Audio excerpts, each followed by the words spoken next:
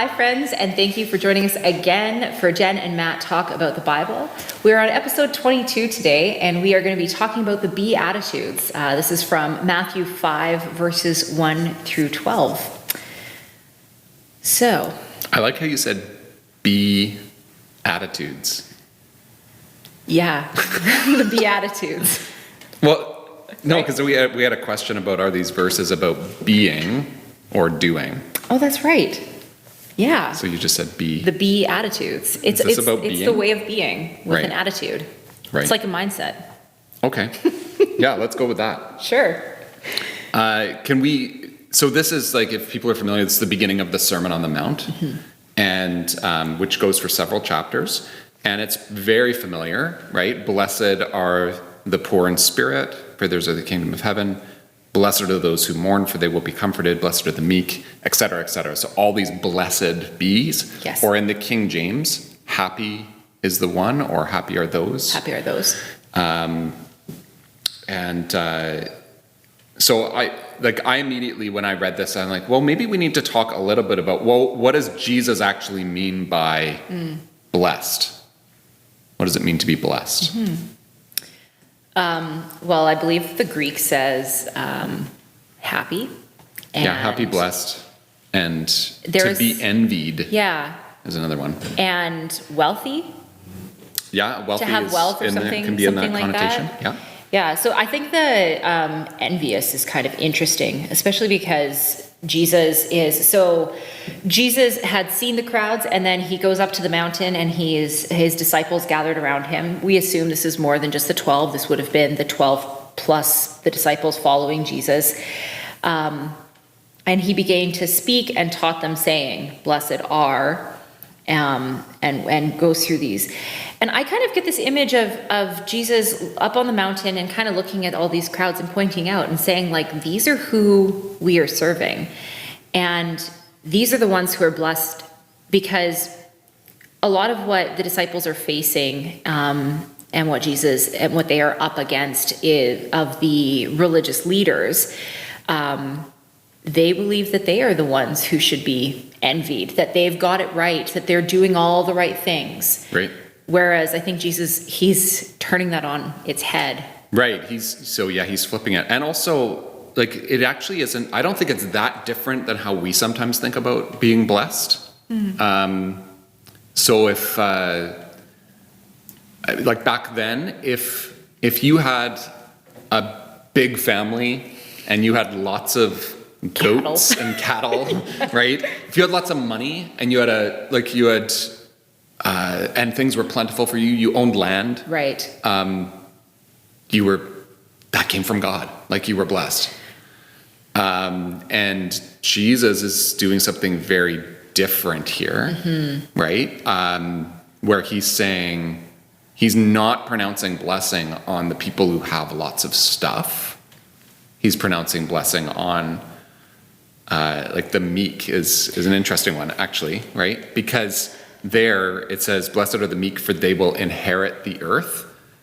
And you and I, before this, we had a conversation about this, and the idea of inheritance is around, like, land ownership. Right. And so it's kind of interesting to think about that, is that he's not saying blessed are you who already own property and have lots of wealth because of that. Yeah. It's blessed are the meek, for you will actually inherit not just like this little slice of land, but you're inheriting the whole earth. Like, it's all belongs to you. It's kind of interesting. Yeah, it's definitely a different way of... What we mean by meek is another discussion, but...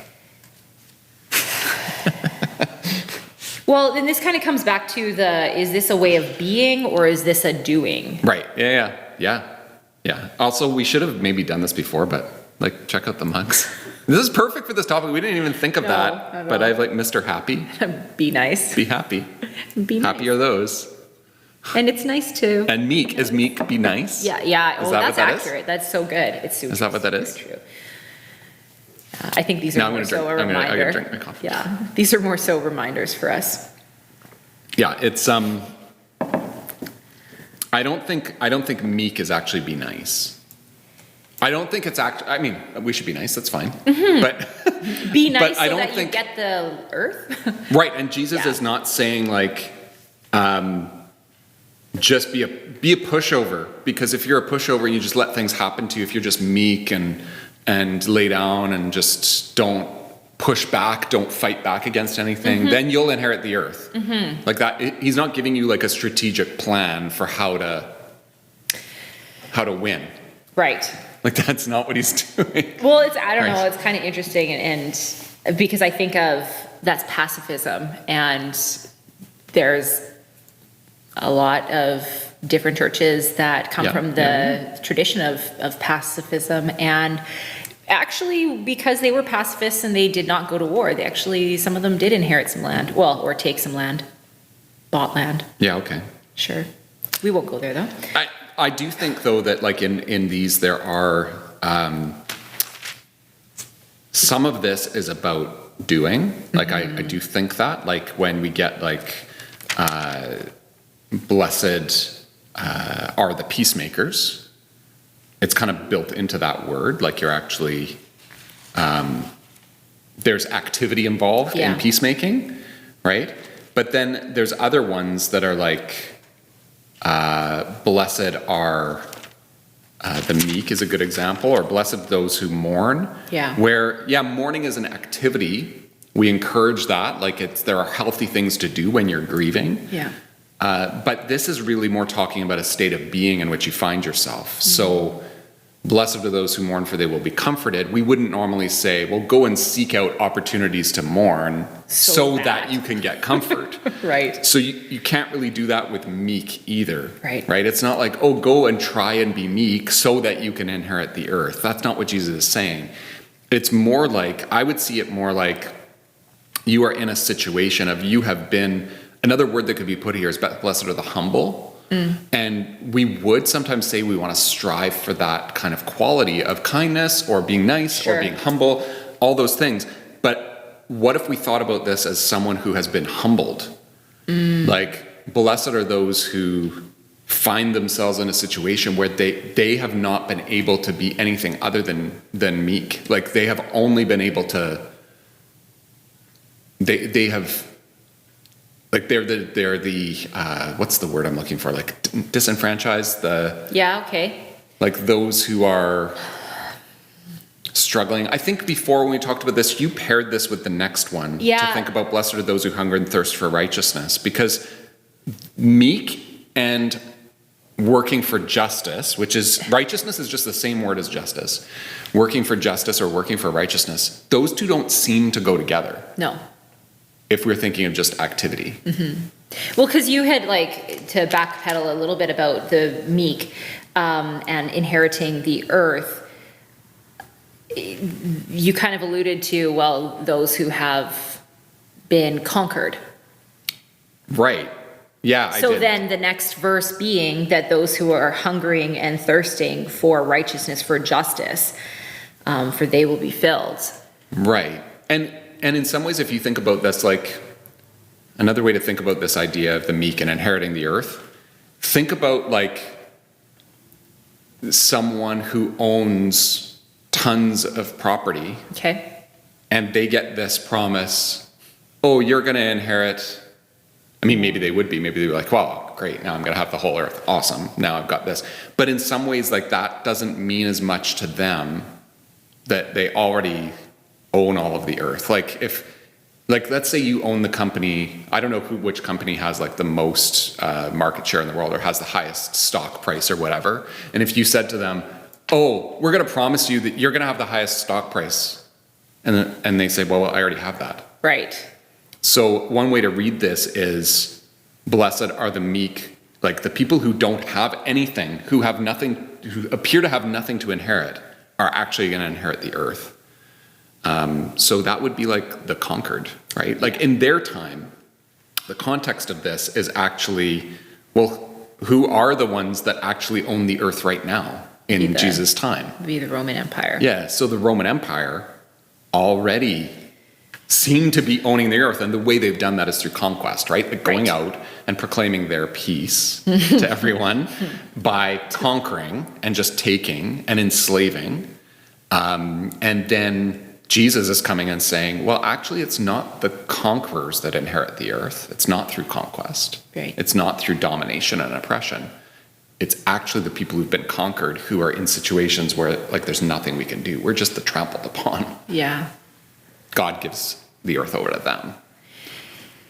And I think the connection with justice then is that you can still be crying out for justice and hungry and thirsting for justice. In fact, you automatically will be doing that when you are on the other side of the conquest. Right. Like if you're the conqueror, you're not hungering and thirsting for righteousness or justice for the oppressed.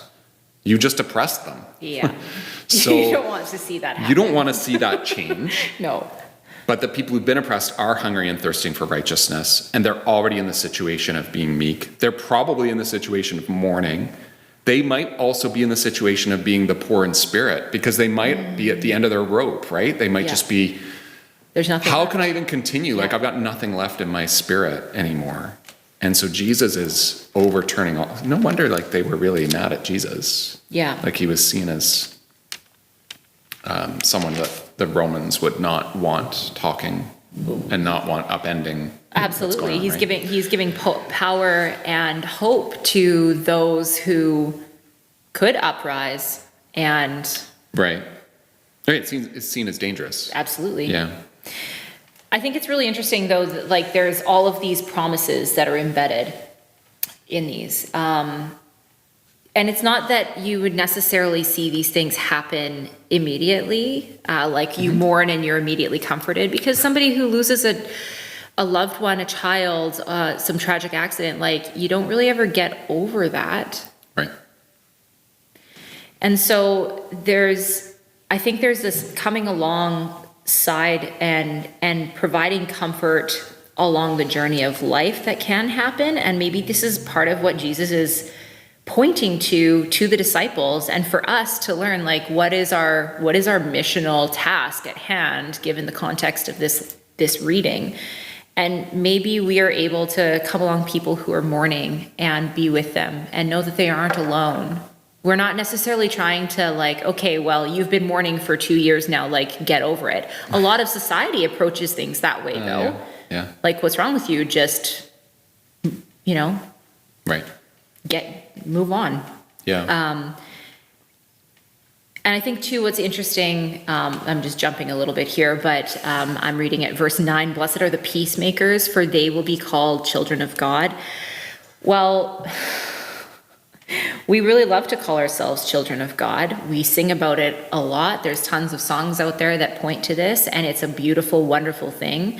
But are we actively being peacemakers? This comes again to the being and doing. Mm-hmm. What might it mean to not just be doing the actions of being a peacemaker, but what does that mean to be a peacemaker? Like, I know I have trouble really understanding what that particular word means. Like, what does it actually look like to be a peacemaker? it doesn't seem peaceful What to does me. that actually look like? Yeah. And I don't know, maybe going back into the historical context of this time might actually be helpful for us to try to understand that. So if we're talking about, and I just kind of alluded to this too, to say that one of the things that the Roman Empire was doing and was known for was actually proclaiming the Pax Romana. Pax is Latin for peace, right? So they would go and conquer a territory or a people. They used like crucifixion as a way of, like, killing, like, political figures, or to sort of, like, terrorize places, like, as a threat, sort of like, this is what we can do to people. They relentlessly taxed, and there was corruption within that whole system, all kinds of terrible things. And what they would do is they would proclaim, "We have brought peace to you, to your land," right? And so Jesus is now saying, like you said, look at the crowd out there. So he's talking to his disciples. No, I wouldn't say this is just the 12. No. I would say the disciples are maybe a slightly larger group, but it's not the crowd. Yeah. And he's saying, look amongst that crowd, blessed are the peacemakers among them, which is very different than the peace that has been proclaimed by Rome, saying, look, we've brought peace through this terrible means, right? Yeah. It's so gross. I'm just thinking about like colonialism and Right, like the peace that, which I don't even want to get into right now, but the peace that was brought from Europe here to Turtle Island. Sure. But what does it mean then to say, well, okay, if we're looking for peacemakers, where are we looking for them? Like, I think we should actually be doing things to say, like, try to encourage our government to set more just policies and things like that. That's totally true. Yeah. But if we are looking for an imposition of peace from on high, from government or from leaders, Right. I feel like we're kind of like that's misplaced in a lot of ways. Like we should do that in a way, and we live in a way more just society now. I know it's hard to hear because we kind of feel like, oh, there's so much injustice. But like if you actually look back in history, we live in like North America is actually quite a just society comparatively. Like, but there's still things we can learn from history and kind of say, well, hold on, we still have some of this going on. Like there's still major injustice. There's still work to be done. But if we're looking for the equivalent of the Roman Empire to deliver that for us, we're putting it in the wrong place. Jesus is saying, go and look amongst the crowds for the people who are making peace. And how is that happening, right? They are the children of God. They're the children of God. They'll be called the children of God. And that is going on. I find it interesting, too, that Jesus isn't saying, at least here, he's not saying to his disciples, oh, hey, we're going to build a completely alternative way of doing this. I like this idea of looking in the crowd, I guess. Maybe he's not really saying that. Maybe we're putting that on Jesus a little bit. But I like this idea of like, well, go out and actually like see where these people are because they're the blessed ones. I actually really like that, Matt, because we talk about how, go into your neighborhoods. Like, how do we live out being Christian? What does that look like? And how do we follow Jesus? And I think it's important for us to go and actually pay attention and observe what's going on and where is Christ already present amongst people? Yeah. Where is the Spirit already doing something and then joining into that activity as opposed to coming into it and being like, oh, well, I've brought it here. Yeah, totally. I also think like these things in the Beatitudes are really hard things. Yeah. Right? So we might relate to one or more of these more easily. So I think often like the one about mourning is the one about mourning is a bit easier to wrap your head around. Most of us have experienced some kind of mourning or grief in our life or loss in our life. And so we can sort of connect to that, and we know that is hard, and we don't wish it on anyone. Right. And I think some of these other ones are kind of like that too, like hungering and thirsting for righteousness or for justice. When someone is in a situation where they're hungering and thirsting for justice day to day, often they are in that position. They're not there out of an intellectual position. Like, it's not like I sat and I thought about this, or I've been watching the news feed on my phone and now I'm hungering and thirsting for righteousness. I think it's often because they're in a lived reality of injustice day to day. Right? Do you know what I mean? I do know what you mean. I might argue a little bit that I think there's been a catalyst of observing things and waking up to what injustices there are going on. But I agree with what you're saying. Yes, but also it's easy to turn off your phone and be like, okay, now I'm going to take a break from that. That's true, as opposed to the lived experience. Yeah, absolutely. Right? And so I just think that I don't want to. The thing I want to end with, I guess. Well, I've got something else to end with. Oh, okay, you can end with it too. Is to think about like there's this longing that is built into these. Mm-hmm. Like when you're mourning, there's a loss, there's a longing for it to be over. Mm. Like when you're hungering and thirsting for righteousness, there's a longing for it to be set right. That's true. And the promise here is that actually, ultimately, God is going to set it right. And so if you've been in the lived reality of longing for righteousness, longing for justice, longing to see it change, and it seems like it's slow and incremental and it's so hard, and you're in that lived reality, Jesus comes in with this promise of you will be filled. Like it's going to overflow. But if you're not in that lived reality, like you might experience the justice of God or the righteousness of God coming in as like, oh, that actually didn't work out so well for my life. Like I had my life all set up over here. Or you might just be sort of somewhat indifferent to it. Like It might just be sort of like, oh, well, that was nice, Yeah. And affected me a little bit. Okay. But if you're hungering and thirsting for something and then it delivers, like there's this huge transformation. And I think that's actually not just in that one. I think it's built into all of the Beatitudes of if you're in this situation and this comes, it's this overwhelming sense of, wow, God has transformed things. Absolutely. Okay, that's all I wanted to say. That's really good. And I just wanted to end with our final verse, verse 12. Rejoice and be glad, for your reward is great in heaven. For in the same way they persecuted the prophets who were before you. And that absolutely ties into what you just said. So thank you for that. And thank you all for being with us today. Matt will be preaching on this Sunday, so if you want to tune in to find out how that unfolds, please do. Have a great day.